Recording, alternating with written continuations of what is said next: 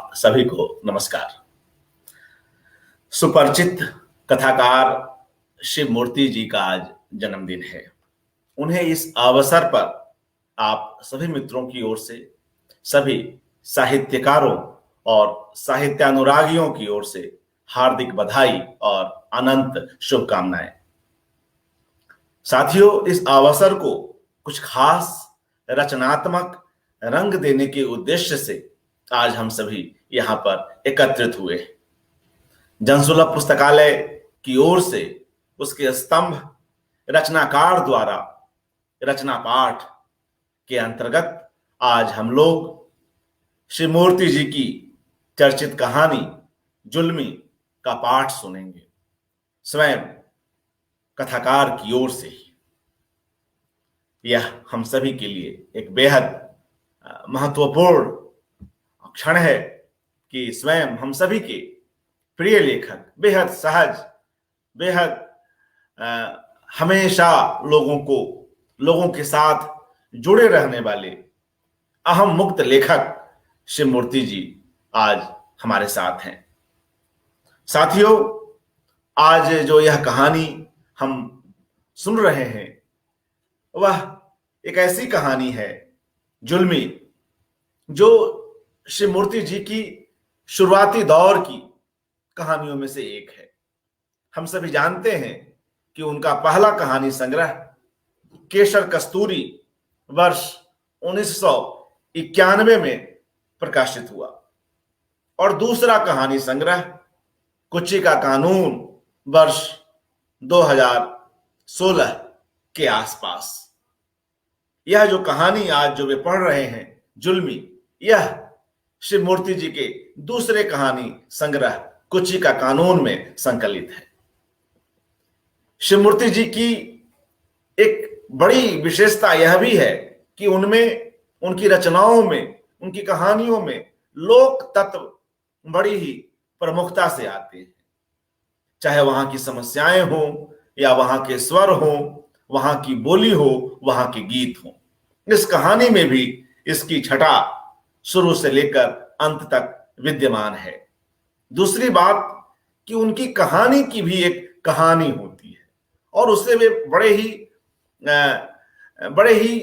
ही सरलता के साथ साझा भी करते हैं। कई ऐसे संदर्भ हैं, कई ऐसे जीवंत पात्र हैं जिनको वे लाते हैं और उन्हें यह बतलाते हुए कोई संकोच नहीं होता कि उस कहानी के जो पात्र हैं उसका संदर्भ किस किस से बनता है। तो आइए हम सीधे शिव मूर्ति जी के पास चलते हैं। शिव मूर्ति जी, नमस्कार, हार्दिक स्वागत। नमस्कार नमस्कार नमस्कार। और आपको जन्मदिन पर हार्दिक बधाई, शुभकामनाएं। बहुत बहुत धन्यवाद आपको, सारे श्रोता मित्रों को, सभी को। और मित्रों, शिव मूर्ति जी इन दिनों गुजरात में हैं, बड़ौदा में हैं, अपनी पुत्री के पास, और जाहिर है कि आज इनका जन्मदिन है तो कुछ न कुछ प्लानिंग परिवार की ओर से होती है, आउटिंग की। तो ये यहां से पाठ करने के बाद बड़ौदा शहर का आनंद उठाएंगे, उधर जाएंगे। हमारे लिए खुशी की बात यह है कि इन सब के बीच इन्होंने कुछ समय निकाला। तो आइए, बगैर किसी अतिरिक्त भूमिका के हम पहले इस कहानी को सुनते हैं शिव मूर्ति जी की ओर से ही, और फिर जुल्मी कहानी को भी सुनेंगे। स्वागत। धन्यवाद मित्रों। यह कहानी जुल्मी मेरे दूसरे कहानी संग्रह कुची का कानून में संग्रहित है। लिखने के नजरिए से ये मेरी शुरुआती कहानी है, लेकिन ये पहले संग्रह में शामिल नहीं हुई। उसका कारण यह है कि ये मुझे उपलब्ध ही नहीं थी। लिख दिया, रख दिया और भूल गए या खो गई, कुछ इस तरह से। तो ये अभी बहुत बाद में हमें मिली, तो उसको इसलिए इस संग्रह में शामिल कर दिया, यह कहते हुए कि यद्यपि ये शुरुआत की कहानी है, लेकिन हो सकता है हमारे पाठकों को ये अच्छी लगे। बहुत पुरानी जो पृष्ठभूमि हमारे समाज की है आधी शताब्दी से भी पहले की, कि उस समय न तो पत्नी की कोई से होती थी, कोई आवाज होती थी, और न पति की आवाज होती थी। माँ बाप की आवाज होती थी, खासकर पिता की आवाज होती थी। वही हेड होता था और उसके बिना इच्छा के पत्ता नहीं हिलता था। तो इस कहानी में ऐसा हुआ कि पति पत्नी दोनों सुखी थे। गौना हो गया था, पत्नी अपने ससुराल हो आई थी, और एक बार उसको किसी वजह से मायके जाना पड़ा, जिसमें उसके पिता, उसके ससुर की मर्जी नहीं थी। दोनों पिताओं में, या कहिए दोनों समधियों में, बात जरा सी बात के लिए, जिसको कहते हैं कि दिल पे ले लेना, बिला बात के उन लोगों ने दिल पे ले लिया। और ये सुखी जोड़ा जो एक दूसरे को बहुत चाहते थे, पूरे जीवन फिर मिल नहीं पाए, अलग हो गए, आए ही नहीं, लाया ही नहीं गया। जीवन इसी तरह कट जाने की स्थिति आ गई। ऐसा भी होता था अभी आधी शताब्दी पहले।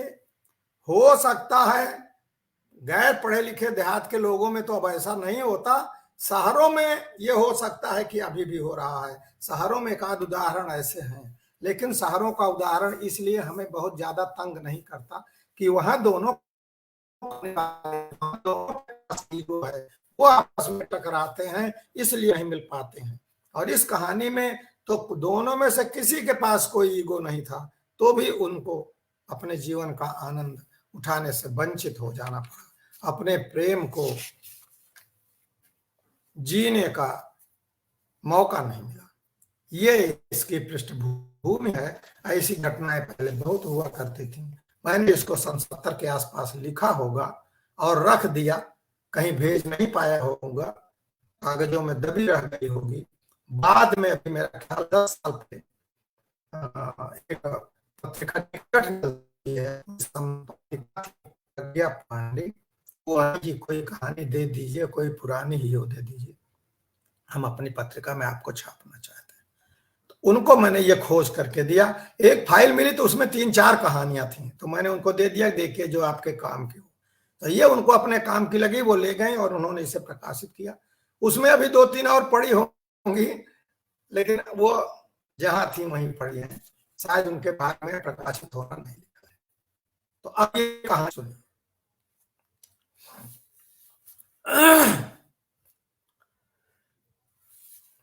नहर की नाली पर घास छीलते हुए कोयली की नजर सामने दिख रहे अपने द्वार पर गई।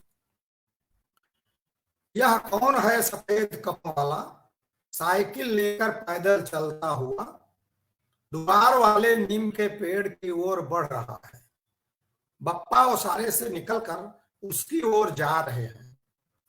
साइकिल खड़ी करके वह शायद बप्पा के पैर छूने के लिए झुका है। कोयली की नजरें वहीं जम गईं। खटिया निकालकर नीम के पेड़ की छाया में ला रहे हैं। वह आदमी खटिया पर बैठ रहा है। बप्पा घर के अंदर गए। थोड़ी देर में अंदर से मां निकली और उस आदमी को पंखा झलने लगी। वह शायद मां का पैर छूने के लिए झुका। बप्पा बाल्टी लेकर कुएं की ओर जा रहे हैं। कौन है यह आदमी? ये मेहमान। इतना स्वागत खास मेहमान का ही होता है। और उसका जी धक से रह गया। कहीं कामापुर वाला उसका भोला भंडारी तो नहीं है?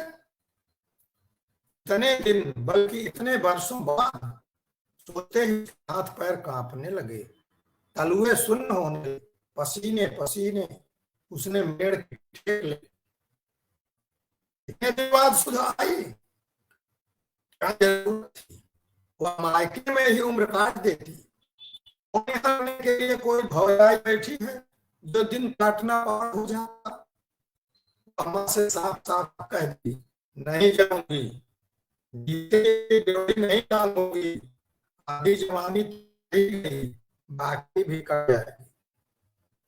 आंखें मुड़ने लगी, खुरपा हाथ टूट गया, आंसुओं की बाढ़ में डूब गई।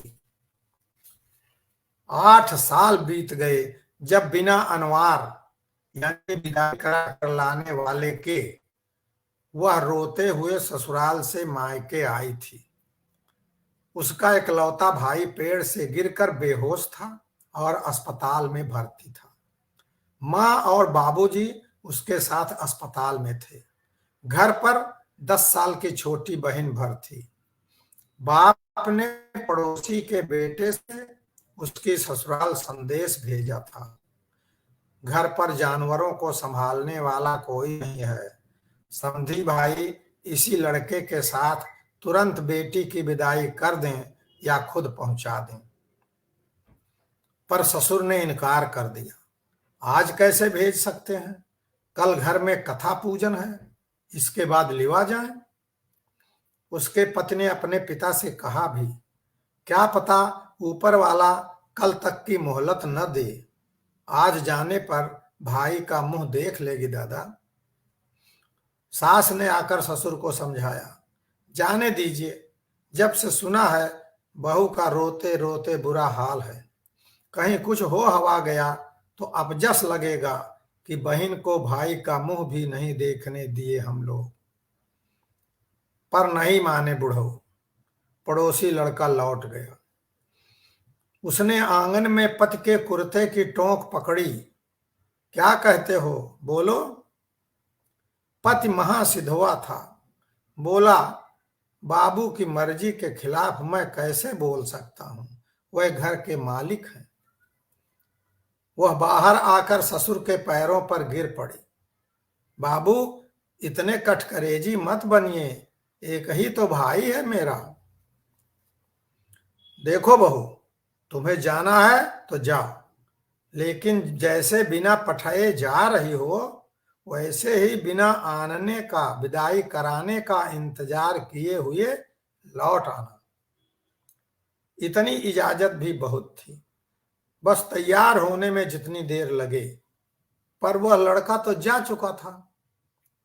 उसने फिर पति से विनती की, 5 कोस जमीन है और सिर्फ घड़ी भर दिन बाकी है, अंधेरा हो जाएगा, चलिए छोड़ आइए। बाबूजी गुस्सा होंगे। किस माटी ने सिरजा है आप लोगों को? मेरा भाई मरण सेज पर है और आप लोगों के मन में तनिक भी दर्द दरेग नहीं आया है। वह फुसफुसाए, तुम पक्की पकड़ कर चलना, मैं पीछे से नब्बू इक्केवान को भेजता हूं, लेकिन यह बात बाबूजी न जानने पावे कभी। और ऊपर वाले की ऐसी मर्जी कि नब्बू इक्केवान ही वापसी में संदेश ले आया कि अपने दुलारे भैया का साला नहीं रहा। रीढ़ की हड्डी टूट गई थी, नाक से भी खून निकला था। अगले शनिचर को तिरही है। भाई की तिरही में आए बुढ़ऊ यानी ससुर, दाढ़ी मूछ सिर मुड़वाया, लेकिन मन के गुस्से को नहीं निकाल सके। बिना विदाई की बात किए लौट गए।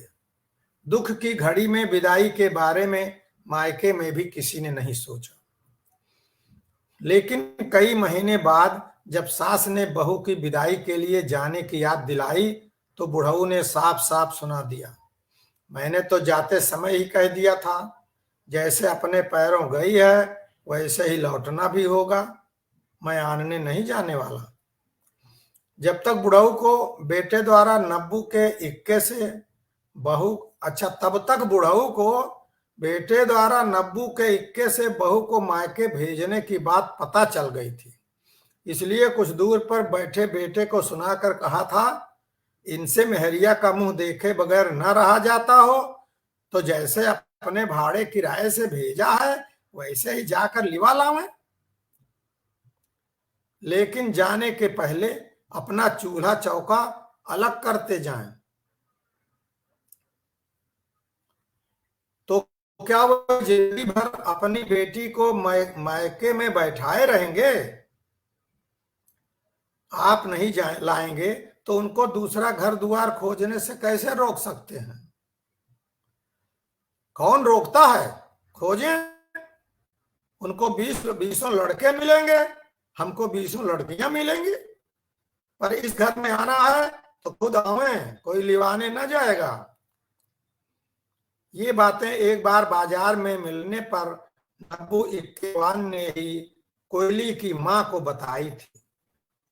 उसकी माँ ने फिर कहा था, काकी आप ही एक जबान कह दें कि बेटी को उसके ससुराल पहुंचा दो तो मैं पहुंचा दूंगा, भाड़ा किराया भी न लूंगा। पर कोई कहे तो हम अपने मुंह से आपको कैसे कह दें भैया? उनके घर में कोई मर्द मानुस न होता तो दूसरी बात थी, भला बेटी भी कभी माँ बाप पर भारी होती है। पर बहू की शोभा तो उसकी ससुराल में ही है। बुढ़ऊ नहीं आना चाहते न सही, एक बार नाऊ से नहीं कुकुर से संदेश भिजवा दें कि उनकी बहू उनके घर भिजवा दो, तो देखिए हम साड़ी पिछौरी कूड़ा दौरी और गठरी मोटरी के साथ भिजवाते हैं कि नहीं। इतना मान गुमान भी ठीक नहीं। भगवान बड़े बड़ों का गुमान तोड़ देते हैं। भाई का मुंह देखने के लिए आकर कौन सा गुनाह कर दिया मेरी बेटी ने? न आती तो जन्म भर का पछतावा बना रहता। भगवान ने हम लोगों को जिंदगी में हमेशा हमेशा के लिए अंधेरा भर दिया। भगवान ने हम लोगों की जिंदगी में हमेशा हमेशा के लिए अंधेरा भर दिया।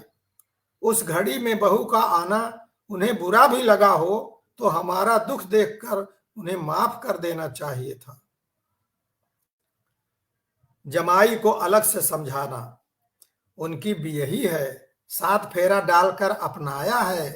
खेलने खाने की उम्र में इतना वियोग ठीक नहीं होता। समधिन से कहना, हम मूर्ख आदमी ठहरे, किस विधि से समझाएं? 5-5 साल बीत गए, जवान जहान अहिबाती बेटी राण की तरह दिन काट रही है, यह देखा नहीं जाता है। गले के नीचे कौर नहीं उतरता है। बुढ़ऊ तो लगता है खटिया पकड़ लेंगे। एक और बेटे के जाने का दुख, दूसरी ओर बेटी के न जाने का दुख। अकेले में पता नहीं क्या क्या बुझा रहते हैं। शुरू में उसने खुद भी कम कोशिश नहीं की अपने मर्द और ससुर की मत पलटने की। अपनी सखी से कहकर ओझा से मुर्गे की बलि दिलवाई थी। माँ से कहकर सत्यनारायण की कथा करवाई थी। अगर बिना प्रसाद लिए चले आने के कारण सत्यनारायण स्वामी नाराज हुए हैं तो कथा से प्रसन्न हो जाएंगे, और जैसे कन्या कलावती के दिन बहुरे वैसे ही उसके भी बहुर जाएंगे। लेकिन उधर से कोई संदेश नहीं आया। लोगों ने समझाना शुरू किया, 100 बेटियों में एक बेटी है आपकी, सुंदर, स्वस्थ, कमासुत, लंबी, तगड़ी, मेहनती। कब तक उन मूर्खों के आस में घर में बैठाए रहिएगा? इतने दिन हो गए, मनई की चाहत होती तो इस तरह मुंह फेरे रहते। खेह डालिए उन पर, विदा कर दीजिए किसी खाते पीते घर में राज करे। नहीं तो कहीं ऊंचे नीचे पैर पड़ गया, दाग लग गया तो 7 पुश्त तक नहीं छूटेगा। उनका तो बेटा है, कुछ कर भी गुजरा तो भोज भात देकर बरी हो जाएगा। माँ को समझाने की भला क्या जरूरत थी? उसने बप्पा की नाक में दम करना शुरू किया। बेटी को घर में बैठाए बैठाए बूढ़ी कर डालना है क्या? कितनी तेजी से उसके बाल पक और झड़ रहे हैं मालूम है? कल को हम दोनों की आंख मुझ गई तो उसे किस कुएं तालाब में शरण मिलेगी? उठाइए अपनी लाठी पर नहीं, जाइए पता लगाइए, बहुत लड़के मिलेंगे। बेटी को भी समझाया, क्या रखा है उस रिश्ते में? सोने जैसी जवानी गलाकर रांगा कर रही हो, किसके लिए? लेकिन नहीं मानी बेटी। नहीं माई नहीं, मुझे दूसरे द्वार की लालसा नहीं है। तेरी ड्योढ़ी पर ही जिंदगी काट दूंगी और तेरे जाने के बाद आग लगाकर भस्म हो जाऊंगी। थोड़े दिन पहले उसे नब्बू की मार्फत पता चला कि बाप बेटे में उसे आनने को लेकर तकरार हुई है। नब्बू का कहना था कि अगर भात खा लिए होते तो वे खुद ही आकर इस इलाके में तभी ससुराल आना जाना शुरू करते। एक बार उससे औपचारिक रूप से ससुराल बुलावा आता है।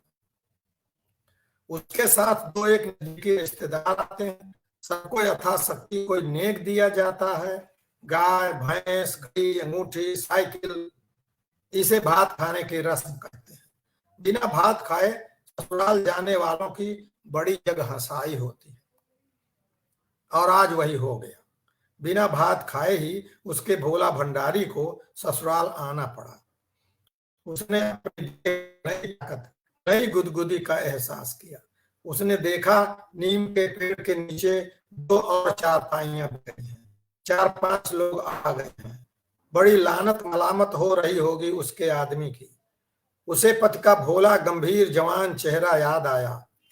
2 कच्छी धोती, नंगे बदन, गले में काले धागे में लटकी ताबीज, पीतल की पतली नरम रोए वाली तनिक भूरी मूछें, यही रूप पिछले 8 सालों से लगातार उसके मन पर छाया हुआ है। बहुत सिधवा है उसका आदमी, एक भी बात का जवाब नहीं दे पा रहा होगा। सुहाग रात में उसके अंदर आते ही वह खटिया से उठकर खड़ी हो गई थी। कोने में मिट्टी के तेल की ढिबरी जल रही थी।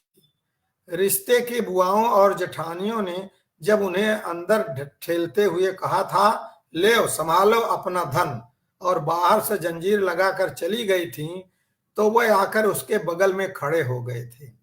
कंधे पर हाथ रखते हुए कहा था, खड़ी काहे हो गई, बैठो। बाह थाम कर उन्होंने उसे खटिया पर बैठाया था, फिर खुद बैठे थे। वह लेटने को तैयार नहीं हुई तो खुद भी बैठे रह गए थे। रह रह कर उसे अखबार में भरते, उसका घूंघट खोलने का प्रयास करते और उसे कांपती पाकर छोड़ देते। जाड़ा लग रहा है क्या? अभी तो अगहन का महीना है। मुंह देखे बिना ही एक जोड़ी पायल टेंट से निकाल कर मुंह दिखाई में दिया था। अपने हाथ से पहनाया था, गोड़हारों के ऊपर। सच, इन पैरों को अपने हाथ से छुआ था उन्होंने, अपनी गोद में रखा था। वह छुअन कैसे भूल सकती थी? उसने हाथ बढ़ाकर पैर में पड़ी पायलों को सहलाया। कुल 3 ही बार का तो साथ रहा 2 साल के दौरान। पहली बार 2 रातों का, दूसरी बार 15 रातों का, और तीसरी बार 2 महीने का। पर वह रातें कैसे मन पर आज तक छाई हुई। खिलवाड़ी भी कम नहीं थे। पहली होली उसकी ससुराल में ही थी। दिन में पिछवाड़ा का रंग खूब था और अपने हाथ से खिलाया था। क्या पता कि मैं खाती। थोड़ी देर में सिर चक्कर काटने लगा। बोलना कुछ चाहूं और मुंह से निकले कुछ। बिना बात के हंसी छूटे। सास को पकड़कर बांधूं, बार बार भींचूं और गले लगाकर हंसूं। सास ने उन्हें डांटा, क्या खिला दिया तूने बहू को रे? सास ने गुड़ निकाल कर दिया, खा ले, नशा उतर जाएगा। पर उन्होंने गुड़ नहीं खाने दिया, ले लिया। मां से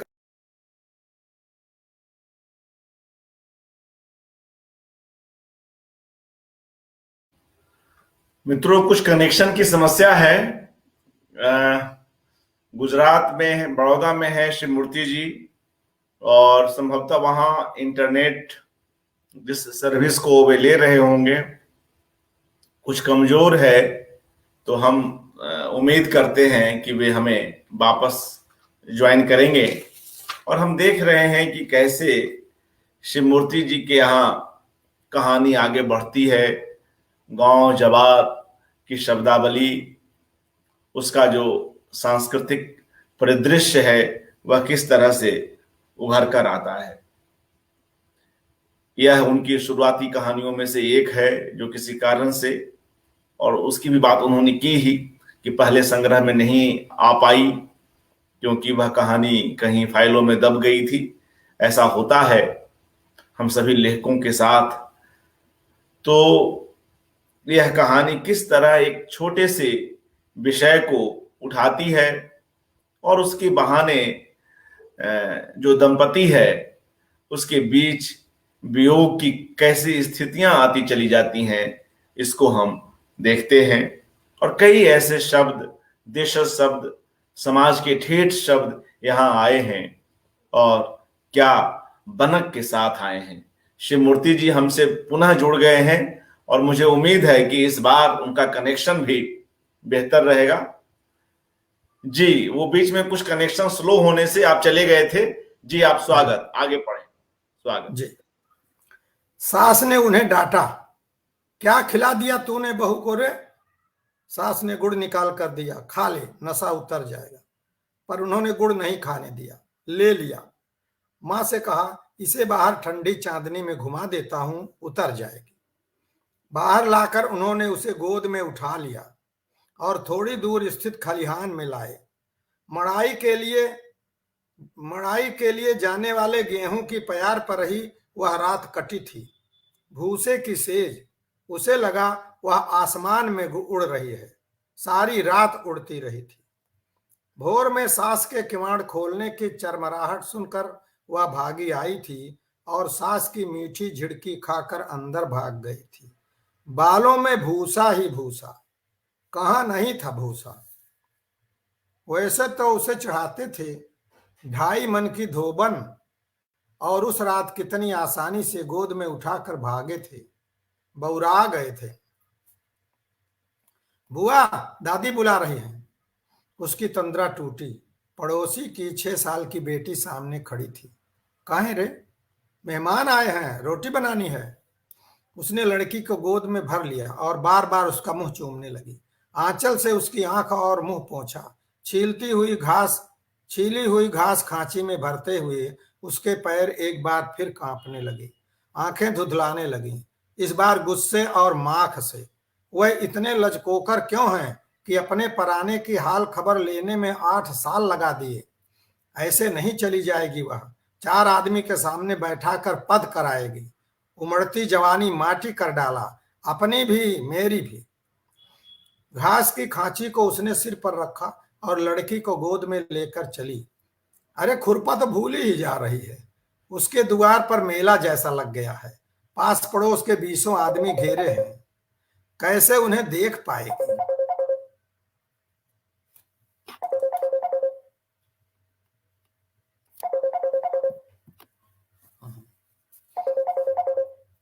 कहां से आ गया, कैसे उन्हें देख पाएगी। ये कैसे आ रहा है, काटा कैसे जाए इसको। ग्रीन वाला ये था भाई, वो तो एक्सेप्ट हो जाएगा। तो बुलाते हैं देवेंद्र का। आप उसको डिस्कनेक्ट कर दीजिए। है डिस्कनेक्ट कर रहे हैं तो हक्कर हो ही नहीं रहा। देवेंद्र जी को बुलाइए, तो हाँ बुलाते हैं। बुलाइए। कहीं से फोन आ रहा है, इसको उस पर कर देना चाहिए था। चलिए ठीक। जी, कट गया है, कट गया है, हाँ? शुरू कर। जी कट हाँ। गया है। जी कहाँ आप वहां से जा रहे हैं। जी ठीक है, आगे बढ़े। अब कटवा देते हैं, बड़े बवाल हैं। हाँ।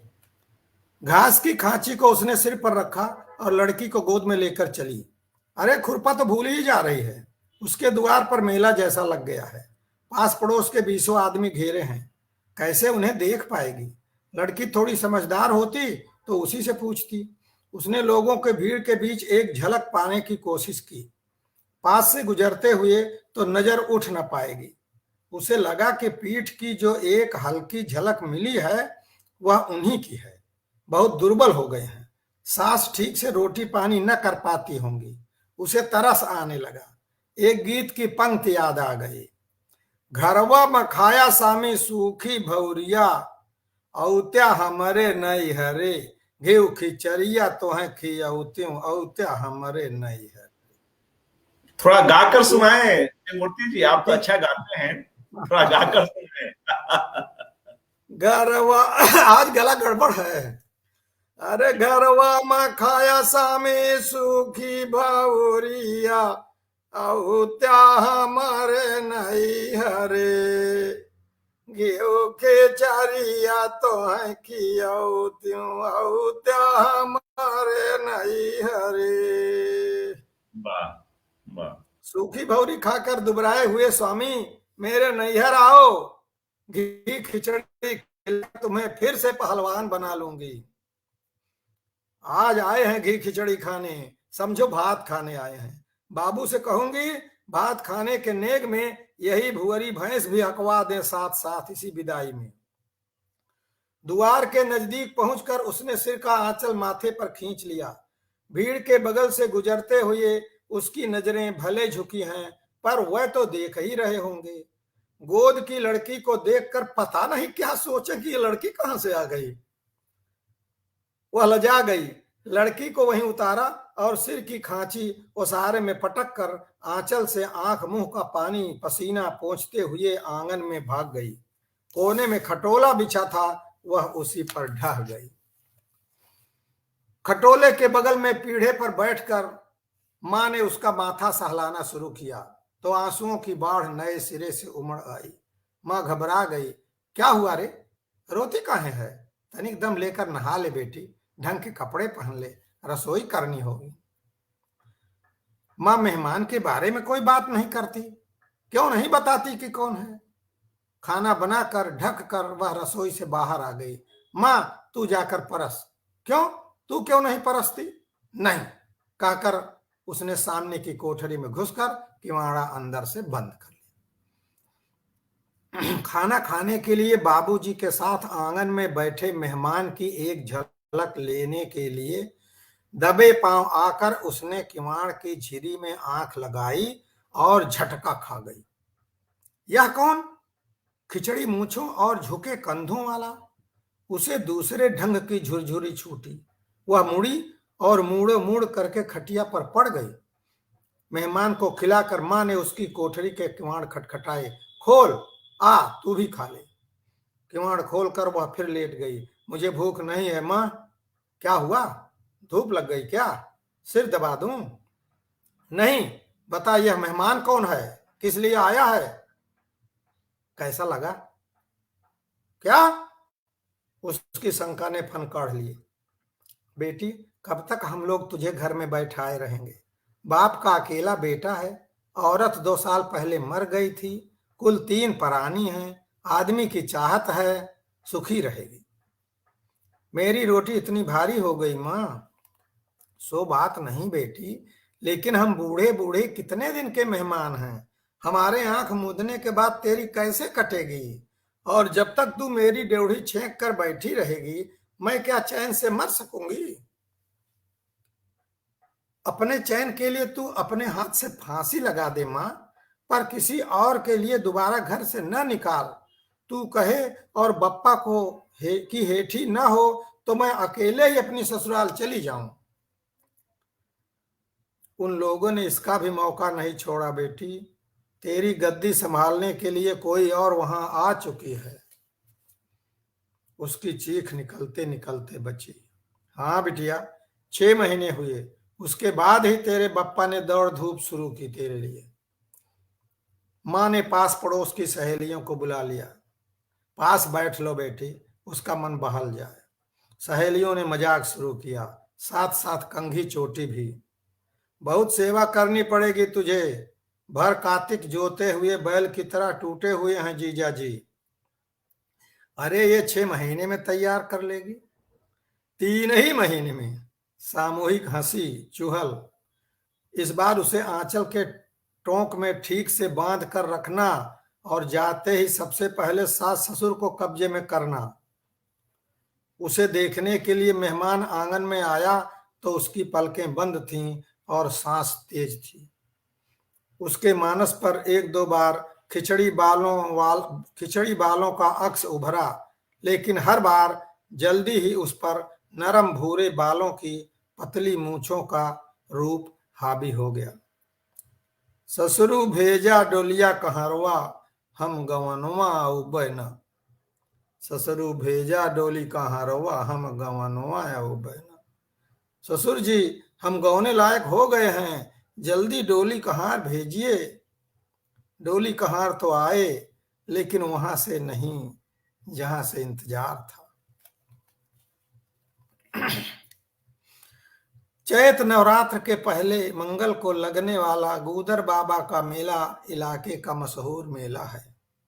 आसपास के 10-15 कोस के ग्रामीण यहाँ लपसी सुहारी चढ़ाने आते हैं, खासकर महिलाएं। गूदर बाबा कौन थे, कब थे, कुछ पता नहीं, पर धीरे धीरे उन्होंने लोकमानस में महादेव का स्थान ले लिया है। पीर, डीह और देवी देवताओं की हैसियत उनके भक्तों की हैसियत के अनुसार ही घटती बढ़ती है। गूदर बाबा लपसी सुहारी के भोग से ही प्रसन्न हो जाते हैं। लपसी माने हलवा का जनता संस्करण, आटा गुड़ और पानी का अवलेह। सुहारी माने पूड़ी, जनता का पकवान। यही पकवान पाकर गूदर बाबा कुछ भी देने को तैयार हो जाते हैं। घर गृहस्थी चलाने की धुरी हैं औरतें।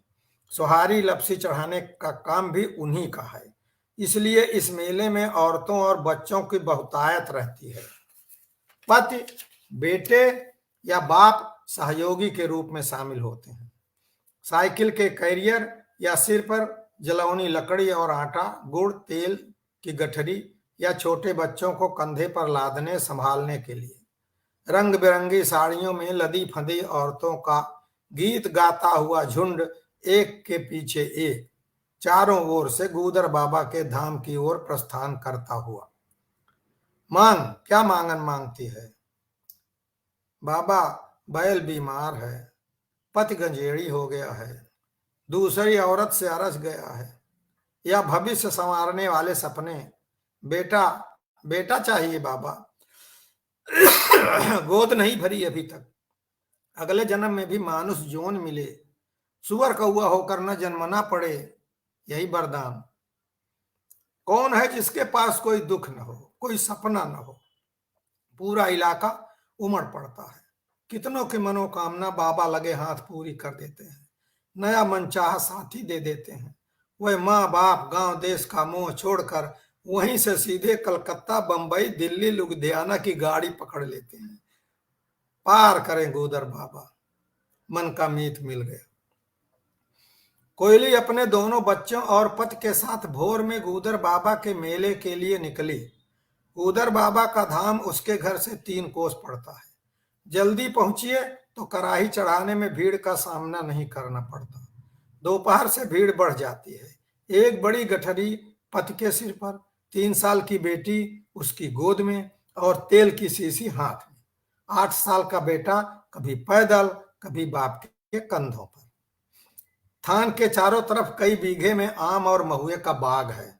हर गांव का मेला अलग अलग पेड़ के नीचे डेरा डालता है।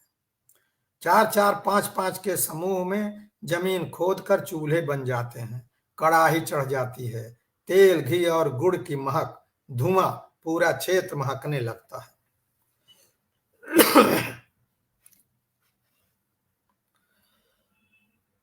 थान पर टिकरी चढ़ाकर उसने दोनों बच्चों का माथा टेकाया। पति को माथा टेकने के लिए कहा, फिर खुद सिर को आंचल से ढककर आंचल का खूंट दांत से पकड़कर माथा टेक कर मांगन मांगा। इसी तरह कल्याण से रखो बाबा, अगले जन्म में भी यही पति, यही बच्चे मिले, 7 जन्म तक यही मिले। लौटकर पति बेटे को खिलाकर वह बेटी को गोद में डालकर प्रसाद पाने बैठी। पति बेटे को लेकर पिपहिरी भुंगारा खरीदने चले गए।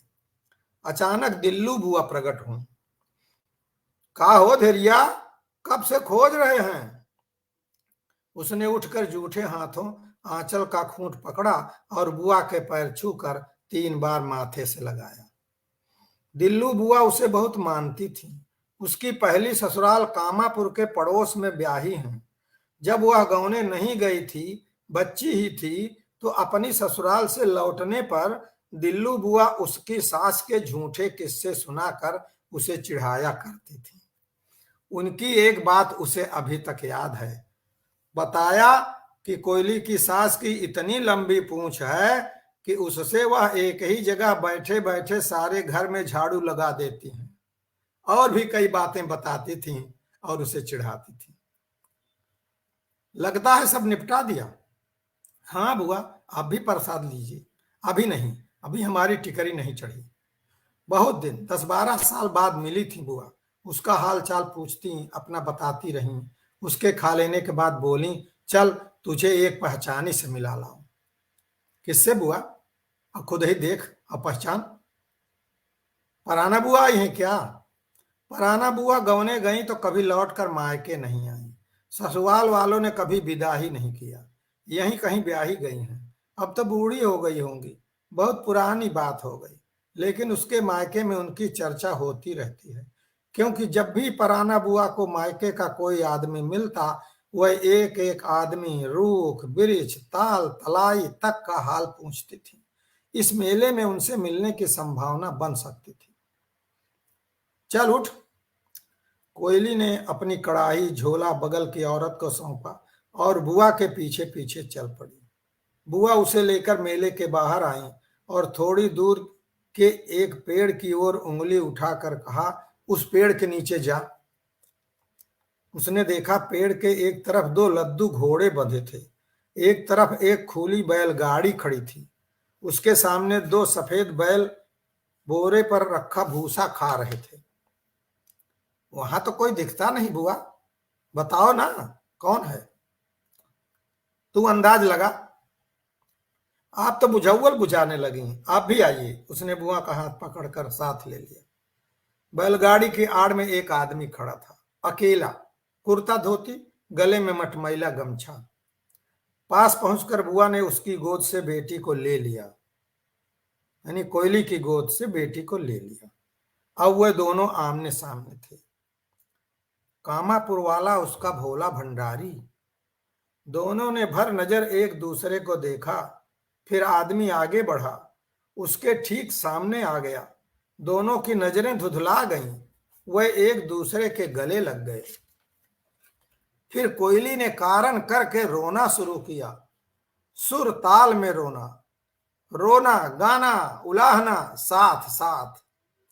कौने करनुमा कौने कसूरवा ना, जुल्मी कौने कसूरवा ना, कौने कसूरवा ना, जुल्मी कौने कसूरवा ना, चित से हमका देहा उतारी, जुल्मी कौने कसूरवा ना। ऐ जुल्मी, क्या था मेरा कसूर जो तूने मुझे चित से उतार दिया? दिल्लू बुआ ने आकर दोनों को अलग किया। दोनों ने अपने अपने आंसू पोंछे और खर्च हो चुके पिछले 15 बरस की जिंदगी के घाटे नफे का हिसाब करने लगे। धन्यवाद जी, शुक्रिया श्री मूर्ति जी इस बेहद कारुणिक कहानी के लिए। कैसे 2 लोग बिछुड़ जाते हैं, अलग हो जाते हैं, छोटी सी बात पर। बहुत ही अंत आते आते यह कहानी बहुत ही त्रासदी के साथ भर उठती है, मगर दोनों के ही भीतर कहीं ना कहीं वह पहला प्यार बना हुआ रहता है, वह कसक बनी हुई रहती है। बिल्कुल बिल्कुल जी, जिस तरह से यह पूरी कहानी गुथी गई वह अद्भुत है। बीच बीच में ह्यूमर भी आता है। वो जैसे उस सास की इतनी लंबी पूंछ है कि वह घर बैठे पूरा घर बुहार देती है। यह जो प्रेम को लेकर भी जिस तरह की जो पहले पति के साथ उसके मिलन की जो वर्णन है वह भी अद्भुत है। और वह तो चाहती नहीं है, मगर उसका दूसरा ब्याह होता है और अचानक से एक नया मोड़ उस मेले में आता है जब वह अपने उस भोले भंडारी, कहाँ का है वो, कामापुर वाला जो भोला भंडारी है, उससे मिलती है। अभी थोड़ी देर 5-7 मिनट पहले वो कह रही थी कि यही हमें 7 जन्म में पति मिले, यही बच्चे मिले, और उसके 10 मिनट बाद जब मिलती है अपने पूर्व पति से तो सब कुछ भूल जाता है, वही वही सत्य हो जाता है। वही सत्य हो जाता है, बिल्कुल।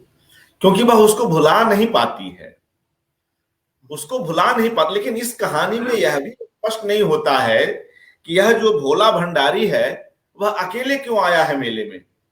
उसकी तो भी शादी हो गई थी। वह प्रसंग वो बुला करके अकेले उसको वो बुला के लाई है मिलाने के लिए, उसका भी परिवार आया होगा, उसका भी परिवार आया है। जैसे इसके भोला भंडारी से अलग करके उसकी बुआ इसको अकेले ले आई, वैसे उधर से उसको अकेले ले आई।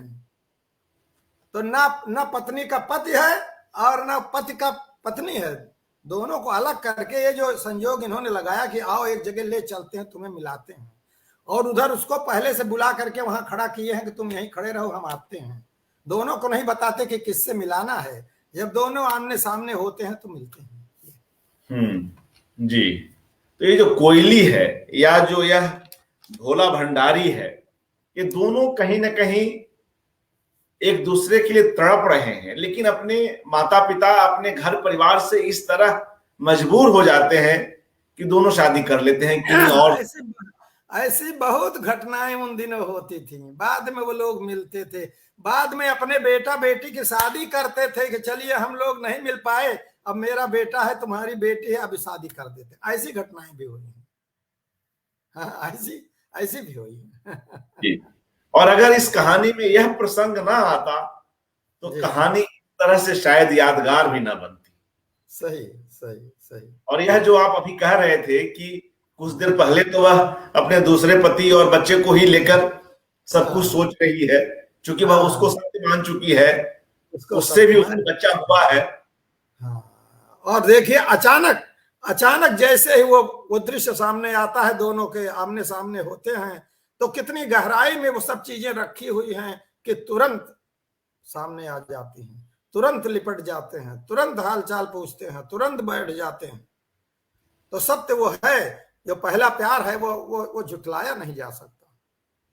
जी, पहला प्यार, और वह भी शादी के बाद। जो हमारे परिवेश में, जो हमारे ग्रामीण परिवेश में मूलतः या कस्बाई में, कई जगहों पे शहरों में भी उस दौर में तो दाम्पत्य जीवन में जो इस तरह से प्यार की बढ़त होती थी, उसकी बहुत ही करीने से यहाँ पर उसकी व्याख्या हो पाई है। बिना किसी गलती के, बिना किसी मनमुटाव के, यानी जबरदस्ती दोनों को हाथ पकड़ के दो तरफ कर दिया गया। ये उस समय की सामाजिक व्यवस्था थी। आज बहुत अच्छी बात है कि आज इतना नहीं है, अगर होगा भी तो बहुत कम होगा, लेकिन पहले तो ये बहुत प्रेवलेंट था। और उसका भी जो पात्र है, वह जो भोला भंडारी है, उस नाम में भी व्यंग है। और जो एक जगह आपने उसको कहा कि वो महासिधवा है, वह इतना सीधा है, इतना वह भोला है, या इतना वह कहीं ना कहीं अपने माता पिता से अलग सोच नहीं पाता है। तो ऐसे महासिधवा लोग हैं, इनके जीवन में इस तरह की बड़ी ट्रेजेडी घट सकती है। कहानीकार इस ओर भी इशारा करता है। और कई ऐसे शब्द आए, कठकरेजी, या जो सुहागन के लिए है अहिबाती, है ना, कई ऐसे शब्द आए, बियही, जो ब्याहा है बियही। तो इन सब से यह पूरा एक जो सांस्कृतिक परिदृश्य है वह खिल उठता है। और अपने अवध क्षेत्र का जी। और वह जो एक जगह आया है, कई ऐसे मुहावरे आए हैं। पुरुष के लिए जो मुहावरा आया कि कार्तिक जोते गए बैल की तरह टूटे हुए हैं। और स्त्री जो अन्नपूर्णा है, पत्नी सिर्फ पत्नी नहीं है, वह कैसे अपने पति को, अपने ससुराल को भरा पूरा कर सकती है, उसको हर तरह से पिलाकर। वह सब जो भाव भंगिमाएं हैं, औरतें कहती हैं कि खिला पिला कर ठीक कर लेगी, इसको सही कर लेगी।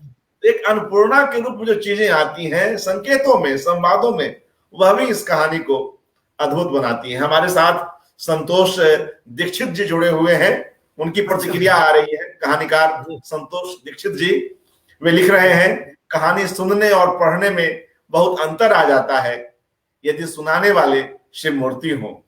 यह अनुभव हमेशा याद रहेगा।